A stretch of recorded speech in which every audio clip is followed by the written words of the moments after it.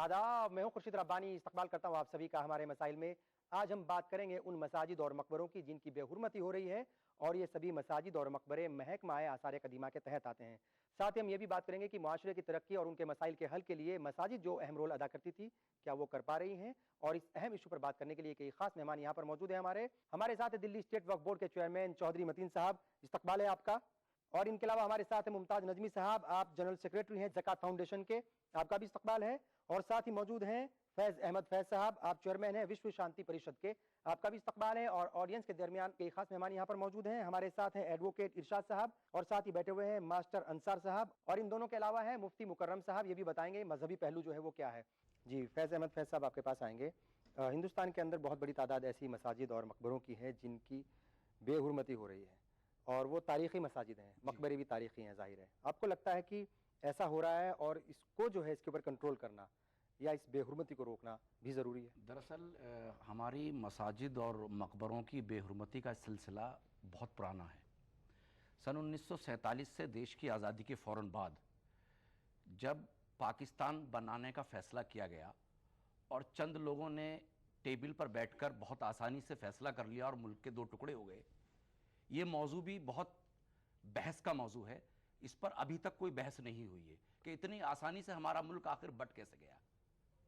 दूसरी बात, जो सवाल आपने किया है उसमें मैं ये कहना चाहूँगा कि पाकिस्तान जाने वाले मुसलमानों की तादाद से कई गुना ज़्यादा तादाद मुसलमानों की हिंदुस्तान में आज भी है और उस वक्त भी थी। फिर आखिर वो कौन सी मजबूरी थी कि ऐसा कानून बना दिया गया कि हमारी मसाजिद और मकबरों की हिफाजत सरकार के कुछ डिपार्टमेंट करेंगे। हमारी विरासत पर रिसीवर क्यों बिठाए गए, जबकि हम अपनी चीज की हिफाजत उनसे ज्यादा बेहतर तरीके से कर सकते हैं? यह एक सवाल है। यहां हमें हुकूमत और डिपार्टमेंट की नीयत पर शक नहीं बल्कि यकीन है कि उन्होंने हमारी सियासत को भी कमजोर किया और मुल्क बनाकर हमारी हिमायत को भी कमजोर किया। मतलब ये आप मान रहे हैं कि ये जो सिलसिला है ये 1947 से शुरू हो गया था? बेशक। आपको क्या लगता है, आप भी इस बात से जो इत्तेफाक रखते हैं कि अभी भी बहुत बड़ी तादाद ऐसी मसाजिद और मकबरों की है जिनकी बेहुरमती हो रही है, सरकार की देखरेख में बेहुरमती हो रही है? असल में किसी भी बीमारी की जड़ में जाना बहुत ज़रूरी है, उसके मर्ज की दवा तजवीज़ करने से पहले। जी। हिंदुस्तान के अंदर 1954 में वक्फ कानून बनाया गया, और उस वक्फ कानून में जो खामियां छोड़ी गई वो वजह रही हमारे वक्फ प्रॉपर्टी की तबाही की।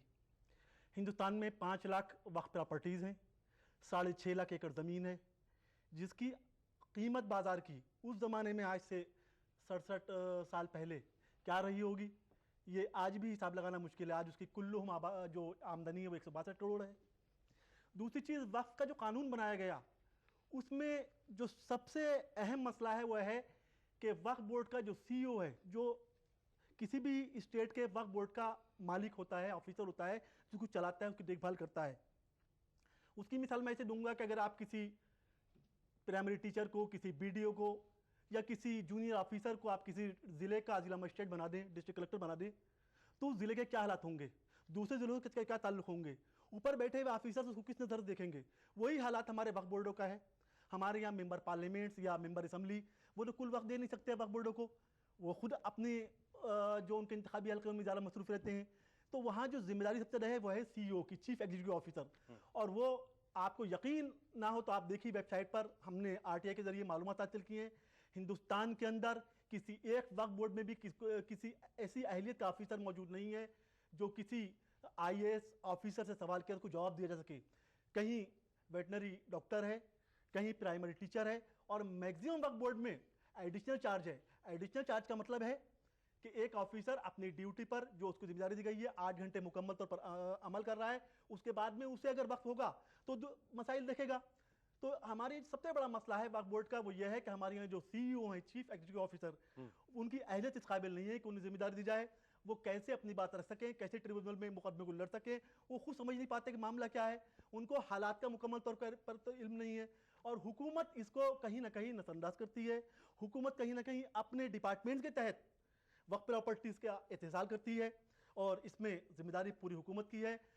मुस्लिम तंजीमें भी इसमें काफ़ी हद तक जिम्मेदार हैं, काफ़ी हद तक, कि वो इस चीज़ को इस पर आवाज़ नहीं उठाती या इसका खुद मुख्तारी का ऐलान करने के लिए कोई कोशिश करें, आगे बढ़ें कि भाई हम इसका अपना हम इंतजाम खुद संभालेंगे। राब्ते नहीं तो हमारे यहाँ हज कमेटी है, हमारे यहाँ बाकी और चीज़ों के लिए हमने कमेटी बना रखी है, तो हम अपने वफ़ और अपने औकाफ की देखभाल हम खुद क्यों नहीं कर सकते, जो भाई ने सवाल किया। नहीं, लेकिन वक्फ बोर्ड बने हुए हैं और उसमें वक्फ बोर्ड के जो जिम्मेदार होते हैं, जो चेयरमैन होते हैं, जो मेंबर्स होते हैं, वो मुस्लिम तबके से ताल्लुक रखते हैं, उसमें क्या दिक्कत है? अल्हम्दुलिल्लाह 1954 में जब कानून बनाया गया है तो उसमें ये तो लिख दिया गया कि वक्फ बोर्ड का CEO मुसलमान हो, लेकिन ये कहीं नहीं लिखा गया है कि उसकी काबिलियत क्या हो। आप बताइए किसी प्रॉपर्टी को देखिए, सबसे पहली चीज़ कि हमारे यहाँ काबिज कौन लोग हैं? हमारी वक्फ प्रॉपर्टीज पर काबिज सबसे पहले सेंट्रल गवर्नमेंट की सबसे ज़्यादा, state governments, railway, DDA, PWD, LND department, ये आप सिर्फ आप जो है दिल्ली की बात कर रहे हैं, दिल्ली की बात कर पूरे रहे हैं, इंडिया की पूरे बात कर अगर रहा हूं। हिंदुस्तान की बात करें तो हर एक डिपार्टमेंट के जो है वो लोग या हर एक महकमे के लोग जो है वो काबिज हैं। मैं पूरे हिंदुस्तान के तनाजुर में बात कर रहा हूँ। अब वहां पर जो CEO बैठा है वो अपनी बात लेकर जाएगा, जो जिस लेवल का आदमी है का उसकी बात कोई सुनेगा, उसको बैठने के लिए चेयर तक ऑफर नहीं करेंगे वो लोग, बल्कि हो सकता है कि उसको बाहर 2 घंटे बिठा के रखें। और जब इस लेवल का आदमी वक्फ बोर्ड की बात करेगा तो की बात कौन सुनेगा? तो हमारा सबसे पहले जो सवाल है और डिमांड है वो यह है कि हिंदुस्तान में जैसे कैडर्स UPSC के तहत कायम किए गए हैं, हिंदुस्तान के अंदर सिविल सर्विस के लिए वक्फ कैडर भी कायम किया जाए और इंडियन वक्फ सर्विस का अमल में लाई जाए, ताकि वो एक ट्रेंड आदमी वक्फ बोर्ड की जिम्मेदारी ले और उसको जी। मतीन साहब, आपके पास आने से पहले जो है दो अहम लोग यहाँ पर और बैठे हुए हैं, उनसे भी हम जानने की कोशिश करेंगे। अंसार साहब, आपको क्या लगता है ये जो इशू है, बहुत सारी जो है वो अगर हम देखें तारीखी मसाजिद हैं, मकबरे हैं, उनकी बेहुरमती हो रही है, वो कई सारे तरीके से हो सकती है, ऐसा हो रहा है, आपको लगता है ये प्रॉब्लम है? बेहुरमती का तो आलम ये है कि ऑल इंडिया मेडिकल सेंटर, उसके बैक साइड में आप जाएंगे तो एक मस्जिद है जिसके अंदर बाथरूम, भैंस बांधने का काम किया जाता है। वहाँ पे बाकायदा खड़ा होकर पेशाब करने का काम किया, क्योंकि मैं अपने आंखों से देख रखा है। और आगे चले जाए अर्जुन नगर जैसे पार्क के अंदर और जगह जाए तो वहाँ पे मकबरे पे बैठ के वहाँ पे लिख दिया जाता है आई लव यू, आज आए हैं फिर कल आऊँगा। इस तरह के हालात है भाई। हमारी जो पुरखों के साथ में, हमारे बुजुर्गों के साथ में ये हालात पेश आ रहे हैं, तो ये तो आप समझ सकते हैं भाई जी, ये वाकई जो है ये जो अफसोसनाक पहलू है और इस पर जो है वो जरूर दुख कौम को होगा। आप क्या कहेंगे एडवोकेट इरशाद साहब, आपको क्या लगता है ये जो सिर्फ दिल्ली की बात हम नहीं कर रहे हैं, हम पूरे हिंदुस्तान की बात कर रहे हैं और उन मसाजिद और उन मकबरों की बात भी कर रहे हैं जो महकमा आसार कदीमा के जो है वो तहत जिनका इंतजाम चलता है, आपको लगता है कि चाहे वो निगरानी सरकार कर रही हो, चाहे वो गैर सरकारी लोग कर रहे हों, हालात जो है वैसे के वैसे ही हैं? हालात जो है पूरे भारत में कुल मिलाकर वही है। और ख़ास करके आप पंजाब और हरियाणा स्टेट को देखें, जब 1947 में डिवाइड हुआ तो पंजाब स्टेट डिवाइड हुआ 2 पार्ट में। आधा पार्ट चला गया पाकिस्तान में और ये रह गया पंजाब। तो बहुत सारे जो मुस्लिम यहाँ पर थे माइग्रेट करके इंडिया चले गए और वहाँ पर जो भी पड़े हुए मदरसे हैं या जो भी मसाजिद हैं उनमें आज भी भैंस और बैल बांधे जाते हैं। इस तरह की स्थिति है, कोई देखने वाला नहीं है, गैर आबाद है, जी अबेंडेंड है। और जो मतलब अबेंडेंड नहीं है उन पर भी कोई खास देख रेख नहीं हो रही है। आप और स्टेट में भी जाइए, नहीं देखा जा रहा है कि उस पर क्या हो रहा है, उनकी रख रखाव होनी चाहिए। बहुत सारे ऐसे हैं कि जो काफ़ी मतलब डिलापिडेटेड कंडीशन में है, गिर रहे हैं, धंस रहे हैं, लेकिन उनका कोई मुरम्मत का वक्फ बोर्ड भी काम नहीं कर रही है। हर स्टेट की हालत यही है मेरे समझ से, तो कोई मतलब बिल्कुल। चौधरी मतीन साहब, वक्फ बोर्ड के चेयरमैन हैं आप, दिल्ली वक्फ बोर्ड के, जिम्मेदारी अपने तरह की अलग है और अपना एक स्टेट है, पूरे हिंदुस्तान के जो है इस हिसाब से हम बात कर रहे हैं इस वक्त, लेकिन आपको क्या लगता है कि ये सब लोगों ने एक ही बात कही है, कहीं ना कहीं जो हमारी पॉलिटिकल विल है वो भी कमज़ोर है, समाज का जो पढ़ा लिखा तबका है वो भी अपनी जिम्मेदारी नहीं निभाता और नतीजतन मस्जिदों और मकबरों की बेहुरमती होती जा रही है? देखिए, जैसा अभी फैज अहमद साहब ने कहा, जो मुल्क का बंटवारा है, मुल्क का बंटवारा पहले तो हिंदू मुसलमान का बंटवारा नहीं था, वो नेताओं का बंटवारा था। चाहे हिंदुस्तान पाकिस्तान का बंटवारा हो, चाहे बांग्लादेश पाकिस्तान का बंटवारा हो, पावर में कौन रहेगा वो उसका वो लड़ाई पावर की थी बेसिकली। हाँ। और लेकिन बदकिस्मती ये कह लीजिए कि जब हिंदुस्तान और पाकिस्तान का बंटवारा हुआ तो एक तरफ हिंदू लीडर्स थे, एक तरफ मुस्लिम लीडर्स थे, तो शायद उसको इसलिए नाम दिया जाता है।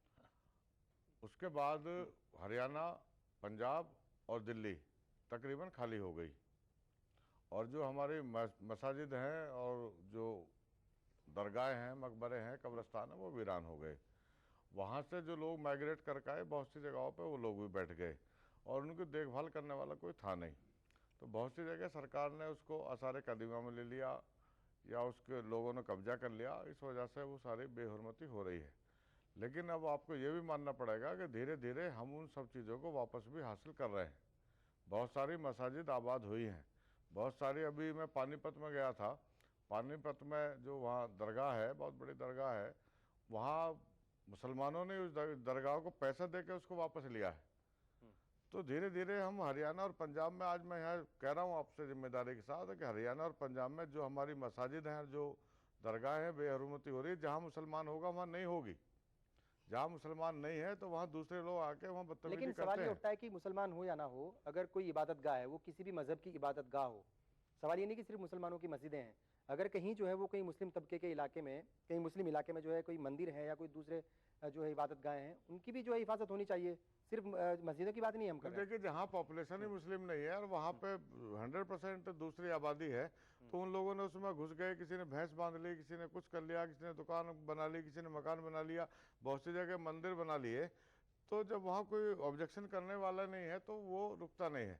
लेकिन जैसे जैसे लोग पहुँचने लगे हैं, वहाँ आबाद होने लगे हैं, तो उन पे भी काम हो रहा है। क्या इसमें वक्फ बोर्ड जो है अपना रोल अदा नहीं कर सकता? नहीं, वक्फ भले ही वो बोर्ड- स्टेट वक्फ बोर्ड हो या फिर जो है वक्फ बोर्ड काउंसिल रोल हो। अदा करना चाहिए। जहाँ जहाँ भी मसाजिद या कब्रस्तान या दरगाहों पे कब्जे हैं, उनको रिलीज करवाना चाहिए, और उस पर काम चल भी रहा है। दिल्ली में कई जगह मसाजिद खाली हुई हैं।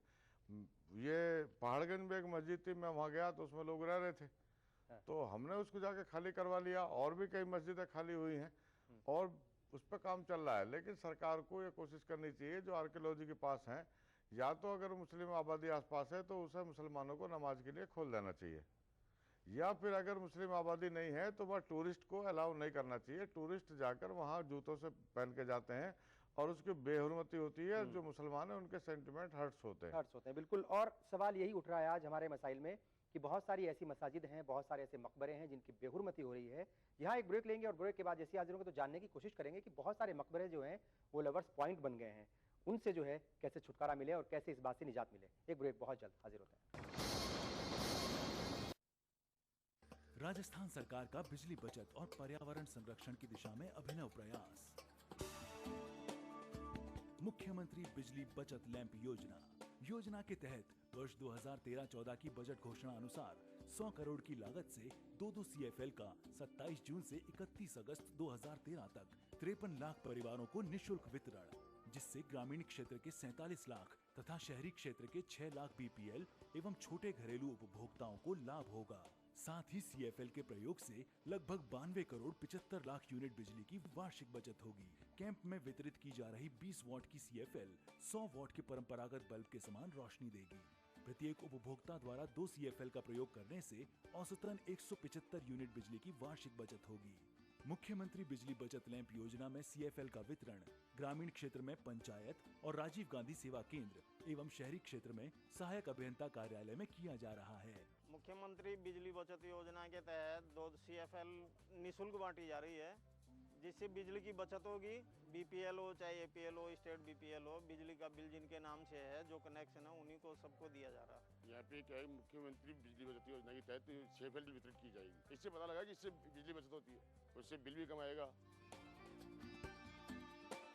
बचत बिजली की, संरक्षण पर्यावरण का, ऊर्जा विभाग राजस्थान सरकार द्वारा जनहित में प्रसारित।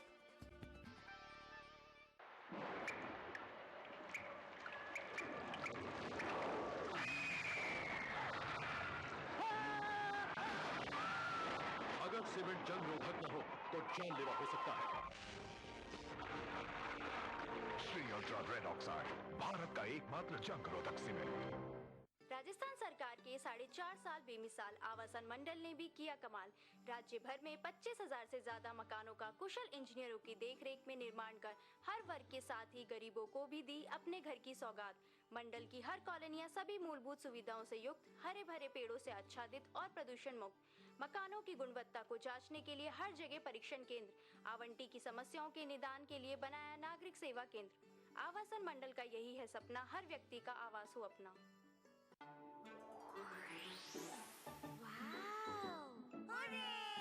आपके सपने बुने हम हैं अग्रणी। Ladies and gentlemen, this year's Young Achiever Award goes to Miss Priya Kumar. प्रिया कुमार। एक अनजाने से गांव शांतिपुर से चलना शुरू हुआ इनका। आंखों में छोटे छोटे सपने और दिल में बड़े अरमान लिए। अरे ये क्या बना रही है तू? हवा से बिजली बना रही हूँ। ओफो, बत्ती तो जला ले। कुछ सपने सच हुए। अपनी प्रिया जितना दिमाग लड़ाती थी उतने चाव से खाती भी थी। प्रिया पावर फर्स्ट क्लास फर्स्ट। ऊंची पढ़ाई ऊंचे लोगों के लिए, हमारे पास इतने पैसे कहाँ? सरकार देगी ना, हमारी प्रिया को पोस्ट मैट्रिक स्कॉलरशिप मिली है।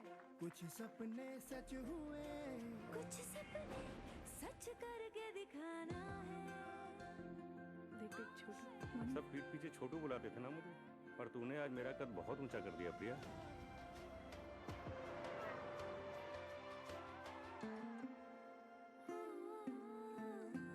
हक मिला, हकीकत बदली।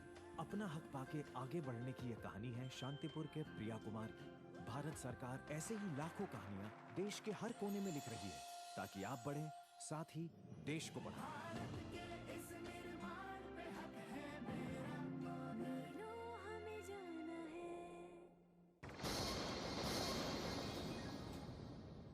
हमारे मसाइल में आज हम बात कर रहे हैं उन मसाजिद और मकबरों की जिनकी बेहुरमती हो रही है। बहुत सारी वजूहात हो सकती हैं, जानने की कोशिश करेंगे कि ये वजह क्या है और कैसे जो है इन वजूहात को दूर किया जा सकता है, कैसे इस प्रॉब्लम से जो है वो निजात पाई जा सकती है।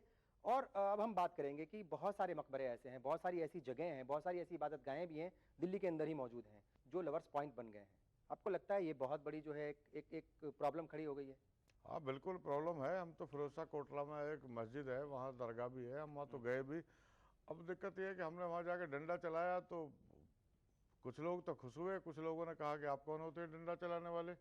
वहाँ लड़के लड़कियाँ बैठे थे, हमने उनको दौड़ाया तो फिर आपका इलेक्ट्रॉनिक मीडिया कहता है कि आप कौन होते हैं दौड़ाने वाले। तो वो भी प्रॉब्लम है। लेकिन मैं फिर कह रहा हूँ कि ये वक्त जो हमारा गुजरा है जो आज़ादी के बाद का, उसमें अब धीरे धीरे हम सब कवर कर रहे हैं और हर क्षेत्र में कर रहे हैं। फैज साहब, दिल्ली के अंदर एक ऐसी जगह है अरब की सराय जो कहलाती थी और कुछ साल पहले तक जो है वहाँ बाकायदा कुरान खानी होती थी और जो है वो दीनियात की पूरा एक सिलसिला चलता था। अब हम देख रहे हैं कि कुछ साल पहले जो है वहाँ पर एक नया सिलसिला शुरू हो गया है, म्यूज़िक का सिलसिला शुरू हो गया है और जहाँ पर दीनियात थी, जहाँ पर जो है वो मज़हब की बातें होती थी या कुरान खानी होती थी, वहाँ पर जो है आज वो मौसीकी ने उसकी जगह ले ली।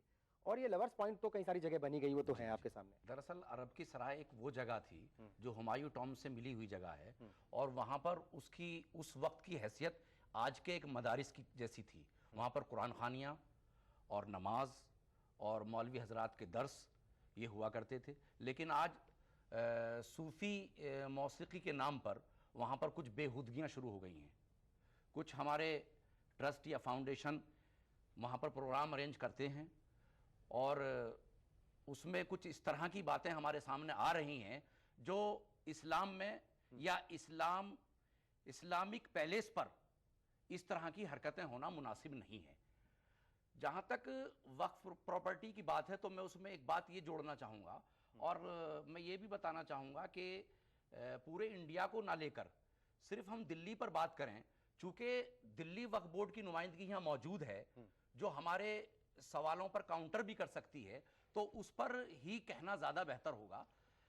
मेरा अपना मानना है, जो जहाँ तक मुझे जानकारी है, कि दिल्ली वक्फ बोर्ड के रिकॉर्ड में लगभग 562 कब्रिस्तान दर्ज हैं। 562 कब्रिस्तान। मेरा अपना मानना है और हमारे मतीन साहब यहाँ मौजूद हैं कि 562 कब्रिस्तान वो दिल्ली में किस जगह है, कहाँ है, क्या कोई बता सकता है? मेरा अपना मानना है कि 562 के आधे और आधे से भी कम 200 कब्रिस्तान भी ऐसे नहीं है जो वक्फ बोर्ड ये बता दे कि 1 2 3 4 199 और 200 ये कब्रिस्तान कहां चले गए? आखिर एक या दो नहीं, सैकड़ों की तादाद में कब्रिस्तान है। अफसोस की बात यह है कि लोग जो है वो कब्रिस्तान के ऊपर भी जो है वो नाजायज कब्जे करने लगे हैं। कब्जे हो चुके हैं और इसमें जो है वो वक्फ बोर्ड अहम रोल अदा कर सकता है इन नाजायज कब्जों को हटाने के लिए। शायद कहीं ना कहीं वक्फ बोर्ड की जो है वो ढिलाई रहती है। मेरा अपना मानना ये है कि सरकार के जो दूसरे डिपार्टमेंट्स हैं उनके सामने तो वक्फ बोर्ड एक कॉकरोच की हैसियत रखता है जो नुकसान ना पहुंचा सकता है, ना नुकसान पहुंचाने वाले को नुकसान पहुंचा सकता है या उसके खिलाफ कोई कार्रवाई कर सकता है। बड़े बड़े अजदहा तो यहां पर आसार कदीमा और डीडीए है। रिकॉर्ड के मुताबिक मैं ये बताना चाहता हूं कि दिल्ली के अंदर 11 कब्रिस्तान तो ऐसे हैं जो आसारे कदीमा के कब्जे में हैं।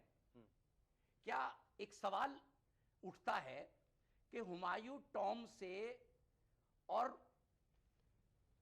दिल्ली पब्लिक स्कूल के बीच का जो एरिया है वो शाही कब्रिस्तान है, बहुत पुराना कब्रिस्तान है। मैंने उसमें जाके देखा है। उस कब्रिस्तान के रकबे का अंदाजा आप इस बात से लगा सकते हैं कि लगभग 3 या 4 मस्जिद आबाद हैं उसमें अंदर, लेकिन बड़े बड़े पक्के हमारे मजार और मकबरे उसमें मौजूद हैं। मगर ताज्जुब की बात है और हैरत की बात है, मुझे अफसोस के साथ कहना पड़ता है कि वहां पर किसी मुसलमान के जनाजे को दफन करने का हक नहीं है, जबकि वहां पर नशाखोरी करने का हक है, वहां पर जुआ खेलने का हक है। वो हक की बात तो नहीं कह सकते, लेकिन ये है कि वो ऐसा सब हो रहा है, इसलिए आप लोग गुस्से में ये बात कह रहे हैं। अब मैं आपके पास ही आऊंगा। ये जो हमने बात कही थी कि भाई बहुत सारे ऐसे जो है वो मकबरे हैं, बहुत सारी ऐसी जगह हैं जहाँ पर किसी ज़माने में इबादत होती थी, लेकिन अब जो है वो गलत इस्तेमाल उनका हो रहा है। लवर्स पॉइंट बन गए हैं, वहाँ जा करके जो है वो इस तरह की चीज़ें होती हैं जो नहीं होनी चाहिए। इसमें जो है आप लोग, समाज का जो जिम्मेदार तबका है, वो कैसे रोल अदा कर सकता है, कैसे इन चीज़ों से जो है वो निजात पाई जा सकती है? और ऐसा तो हो रहा है, ये तो आप भी मानते हैं। देखिए, एक तरफ तो हमने हुकूमत की जिम्मेदारी की बात की, लेकिन दूसरी तरफ इस पर मुस्लिम मिल्लत, उम्मत और कौम की भी जिम्मेदारी है बहुत ज़्यादा। ये जो मसाइल हमारे इंटरनल हैं, जैसे अरबी सराय का आपने जिक्र किया कि वहाँ सूफीज़्म के नाम पर जो फ़िरक़े बढ़ गए हैं और उन्होंने अपनी नई नई इजादात शुरू कर दी हैं और बिदात का काम चल रहा है, इसने तो तबाही की ही है। लेकिन कहीं ना कहीं इसमें हम कानून से बने हुए हिंदुस्तान के, क्योंकि हिंदुस्तान के कानून के तहत हम किसी को भी कहीं से रोक नहीं सकते। हमारी प्रॉपर्टीज़ के लिए हमने इस हुकूमत को केयरटेकर बनाया था, वो मालिक बनकर बैठ गई, जहाँ चाह प्रॉपर्टीज बेच दी गई, सेल कर दी गई। दूसरी तरफ अभी कुछ देर पहले आपने सवाल किया था कि मुस्लिम इलाकों में मंदिर, अल्लाह का शुक्र है कि कहीं से भी आपको कहीं एक कंप्लेंट नहीं मिली किसी मंदिर पर कब्जा किया गया हो, लेकिन एक भी मस्जिद बर्दाश्त करना इस मुल्क के अंदर बहुत मुश्किल है। मैं मिसाल दे रहा हूँ नूर मस्जिद की, जंगपुरा मस्जिद, नूर मस्जिद, वहाँ पर एक हंगामा आराई हुई एक मस्जिद के तहत, उसे गिराया गया। हमने ज़कात फाउंडेशन ऑफ इंडिया ने RTI के तहत मालूम किया कि ये मस्जिद किसकी डायरेक्शन में गिराई गई, बताया LG की। हमने LG की RTI दाखिल की कि इसकी डायरेक्शन कैसी गई, मालूम हुआ कि रिलीजियस कमेटी की मीटिंग हुई थी और रिलीजियस कमेटी ने फैसला किया कि मस्जिद को गिरा दिया जाए, वाल्मीकि मंदिर को रहने दिया जाए वहीं पर। हमने उस रिलीजियस कमेटी के बारे में मालूम किया तो हमसे कहा गया कि नहीं, इसके इत्तिलात कानून के तहत ही नहीं आता। हम सेंट्रल इंफॉर्मेशन कमीशन में गए, वहाँ से डायरेक्शन मिली, इन्हें रिपोर्ट दी जाए। हमें जब वहाँ से कॉपी मिली, आपको हैरत होगी रिलीजियस कमेटी की रिपोर्ट सुनकर, हमारे पास रिकॉर्ड मौजूद हैं। रिलीजियस कमेटी में दिल्ली के डिप्टी कमिश्नर, DDA के कमिश्नर और डिफेंस डिपार्टमेंट्स के ऑफिसर्स का उसमें नाम था, उसमें एक भी मुसलमान नहीं था। वो रिलीजियस कमेटी फैसला करती है कि मस्जिद को मुनज़्ज़म कर दिया जाए, मंदिर को रहने दिया जाए, और हुकूमत पर अमल दरामद करती है अपनी पुलिस के जरिए। बिल्कुल, बड़ी अहम बात आपने कही। और लेकिन सवाल इस बीच ये उठता है कि हमारा वक्फ बोर्ड, माइनॉरिटी कमीशन और जो दूसरे जो महकमे हैं जो अक़लियती तबके के लिए काम कर रहे हैं, वो कहाँ सोए रहते हैं? देखिए, पहली बात जो फैज साहब ने अभी कहा था DPS के बराबर में कब्रिस्तान की, इसमें दिल्ली में 123 प्रॉपर्टी ऐसी हैं जो कब्जे में तो हमारे हैं, लेकिन जो टाइटल है वो LNDO के पास है या DDA के पास है। उसमें हमारी दखलंदाजी चलती नहीं है। उसमें मसाजिद भी हैं, कब्रिस्तान भी हैं, और बहुत सारे कब्रिस्तानों को DDA ने भी एक्वायर कर रखा है आज से 20, 30, 35 साल पहले। ग्रीन के नाम पे यहाँ मुस्लिम पॉपुलेशन नहीं थी, तो वो जब तक आज़ाद नहीं होंगे तो जो कब्रिस्तानों की गिनती बता रहे हैं, कब्रिस्तानों की गिनती पूरी तो 500 नहीं हो सकती, लेकिन हाँ 300-400 हो सकती है। लेकिन उस पर काम चल रहा है। हम हाई कोर्ट में मुकदमा भी जीते हैं, अभी UD मिनिस्ट्री में चल रहा है। 123 प्रॉपर्टी जो हमारे हाथ में आ जाएंगी तो उसमें बहुत सारे कब्रिस्तान भी हैं, और हम कोशिश कर रहे हैं DDA से भी जो उसने एक्वायर किया है उसको डिनोटिफाई करें। और जो जंगपुरा की मस्जिद की बात है, उसमें इन्होंने सबने, जो ट्रस्ट वाले हैं, नूर चैरिटेबल ट्रस्ट, उन्होंने मुकदमा लड़ा और कोर्ट के ऑर्डर से वहाँ DDA से 400 की ज़मीन हमें मिल गई है। 24 लाख रुपए उसका था, दिल्ली वक्फ बोर्ड ने उसे जमा कर दिया, उसका नक्शा भी पास हो गया, और उसको हम बहुत जल्दी शुरू करवाने वाले हैं। बिल्कुल, यानी कहीं ना कहीं जो लीडरशिप है उससे थोड़ा मुतमईन रहे कि नहीं वो जागी हुई है ज़्यादा। जी, मैं इसमें एक बात का मुझे तकलीफ है, मस्जिद उस जगह पर नहीं बन रही है, दूसरी जगह दी गई है, जबकि मस्जिद जिस दिन बनाई जाती है ज़मीन से लेकर आसमान तक वो मस्जिद की जगह होती है। मंदिर को शिफ्ट नहीं किया गया, मंदिर को उसके बाद मस्जिद की जगह जमीन वक्फ बोर्ड की, लेकिन वक्फ बोर्ड पेमेंट कर रहा है दूसरी जमीन के लिए 24 लाख रुपए। ये कहाँ का इंसाफ है? दूसरी चीज, इंद्रप्रस्थ पार्क कब्रिस्तान था, सबके सामने यहाँ कब्रें थी, वहां पार्क बनाया गया। हुआ क्या है, असल में वक्फ बोर्ड या वक्फ जायदादें सबसे आसान निवाला है हुकूमतों के लिए। कहीं हुकूमतों की जरूरत हो कि पार्क बनाने के लिए, कोई मर्द बनाने के लिए, वक्फ की जमीन पर कब्जा कर लो, कोई कहने वाला नहीं, कोई सुनने वाला नहीं है, इस कौम को जैसे चाय दबा सकते हो। सबसे बड़ा मामला ये है। बिल्कुल। अच्छा, कानून के जानकार यहाँ बैठे हुए हैं। कानून जो है वो सबको हिफाजत देता है, हर एक की प्रॉपर्टी की हिफाजत है। मजहब को जो है मानने वाले लोगों के लिए किस तरीके से अपने मजहब को माने, उसकी भी पूरी आज़ादी है आपको। फिर दिक्कत कहाँ पैदा हो जाती है कि आपकी मसाजिद और आपके मकबरे और इन कब्रिस्तानों के ऊपर जो है वो नाजायज़ कब्जे करने वाले भी आ जाते हैं और बेहुरमती करने वाले भी आ जाते हैं। जैसे अभी लैंड एक्विजिशन बिल बन रहा है जी, पूरे भारत में बात चल रही है, ऊपर बिल आने वाला है, पूरी पार्टी का ऑल पार्टी मीटिंग हो रही है कि कैसे लैंड एक्विजिशन किया जाए, तो उसके लिए कानून बना सकते हैं। आज तक इन्होंने कभी सोचा कि हिंदुस्तान में वक्फ के लिए एक सेंट्रल कानून बने और वक्फ का जो चेयरमैन हो वो एक मुस्लिम हो, उसके बाद उसका आईएएस का अंदर वो आईएएस उसको पोस्ट दिया जाए, वो भी मुस्लिम होना चाहिए। इसका लो देख जो है उसके अंदर कंप्लीट चीजें नहीं है, शायद अभी कुछ भी खामियां है उसके दूसरी अंदर। चीज ये है कि हर स्टेट में नोटिफाई किया जाए कि how many places are, notify किया जाए दिल्ली में कितने प्लेस हैं, 1947 में कितने थे, आज वो कितने रह गए हैं, कितने वो कब्जे में चले गए। उस समय अगर 600 है तो आज 150 कहाँ चला गया, 400 क्यों है, बिहार में इतना तो क्यों कम हो गया, तो ये क्यों कम हुआ, कहाँ गया, कौन कब्जा किया, इस पर कोई नहीं है, हमारा कोई सेंट्रल कानून नहीं है। और जो भी हमारे वक्फ के बनते हैं आदमी, उनका कोई वैल्यू नहीं है। वकील साहब, मैं एक बात कहना चाहता हूँ। अभी मुमताज साहब भी कह रहे थे कि अलग से सीओ उसका होना चाहिए। अभी जो हमारे दिल्ली में सीओ है, दानिश ऑफिसर या आईएएस ऑफिसर होते हैं, और उसमें वो जो एडिशनल चार्ज की बात है वो एडीएम या डीसी या कहीं दूसरे अच्छी पोस्ट पे होते हैं। अगर खाली वक्फ बोर्ड का सीईओ हुआ और बाहर सरकार में कुछ नहीं हुआ तो उसको तो बिल्कुल ही कोई नहीं सुनेगा। जो अगर वो एडीएम है या डीसी है कहीं, तो फिर भी उसकी थोड़ी बहुत पूछ होती है। अगर खाली उसको पूरा चार्ज देकर वक्फ बोर्ड का बता दिया तो फिर तो कोई सुनेगा ही नहीं सुनेगा कोई। Additional charge. जी देखिए 4 हिंदुस्तान के 4 स्टेट मौजूद हैं, तमिलनाडु, केरला, आंध्र प्रदेश और कर्नाटका। वहाँ पर बाकायदा मंदिरों के लिए government, state government public service commission से सिलेक्शन करती है, गवर्नमेंट पेमेंट करती है, गवर्नमेंट मकान रहने को रख देती है और उनको बाकायदा आईएएस का रुतबा है और वो उनका इंतजाम संभालते हैं। यूपी के अंदर बनारस में विश्वनाथ मंदिर में के लिए जो कमेटी है उसमें 5 चीफ सेक्रेटरीज यूपी गवर्नमेंट के, एक डिविजनल कमिश्नर बनारस के इलाके का और एक बनारस का जिला कलेक्टर उसके मेंबर होते हैं जो उसका इंतजाम संभालते हैं। वक्फ बोर्ड और ट्रस्ट, क्योंकि आपको इतनी ज्यादा अहमियत नहीं दी जाती, क्योंकि आपके पास जो है आपको वोट बैंक के तौर पे तो इस्तेमाल किया जाता है, लेकिन आपके मसाइल को लेकर हुकूमतें जो है उतनी संजीदा नहीं है। देखिए, वक्फ बोर्ड में और खाली एक मंदिर के उसमें कैंपस में अलग मामला है। वक्फ बोर्ड की हजारों प्रॉपर्टी है और कोई मंदिर एक ही वो है जगह, उसको एक आदमी मैनेज कर सकता है, लेकिन ये तो हजारों प्रॉपर्टी है, 2-2.5 हजार दिल्ली में प्रॉपर्टी है उसकी। कानून आपको हर तरह की इजाजत देता है, कानून में कहीं भी कोई बंदिशें नहीं है। हर मजहब के मानने वाले जो हैं वो अपनी तरीके से अपनी इबादत गाहों को मतलब जो है उनकी हिफाजत भी कर सकते हैं।